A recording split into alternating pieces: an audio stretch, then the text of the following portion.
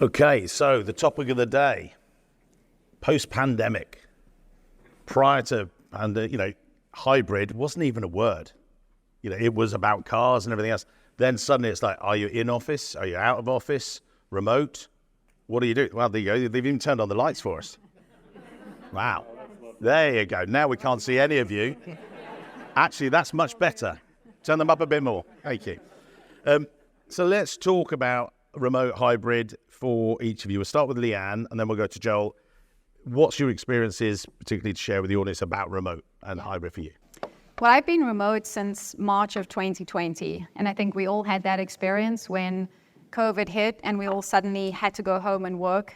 It was supposed to be for 2 weeks, mask up, and we'll be back in the offices. Turned out to be, 3 years for some of us, but there was definitely a learning curve when we were all sent home. I didn't necessarily have the IT things at home to help set me up properly.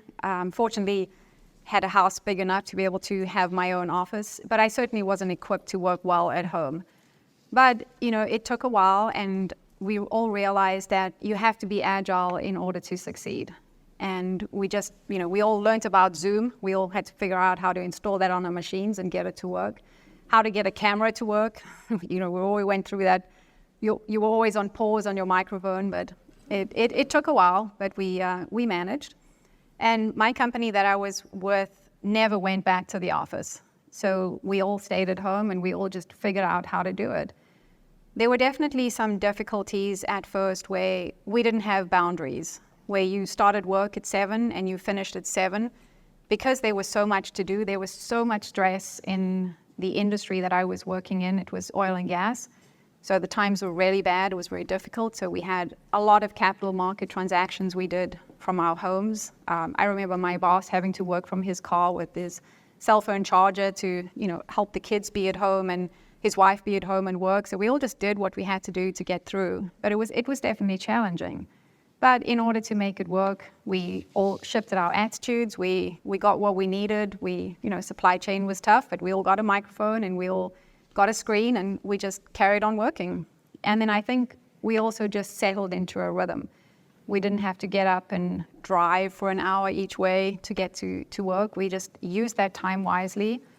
And then you had to learn things like boundaries. So once work was done for the day, you shut your door and you move on and you enjoy your evening and start again the next day. So it was definitely a learning curve, but for me, it worked out really well. I'm the type of person who likes to wake up really early, get started for the day, and then I'm done by like 6 o'clock. I don't think anymore after that. So it worked out well for me. I was home and I could get on with the rest of my life.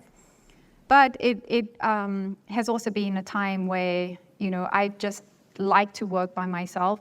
If you give me something to do and you can consider it done, because I'm just going to sit down, work it out and figure it out. I don't necessarily need direction from my boss or a lot of interaction. So I'm the kind of person that I think remote work is well suited to.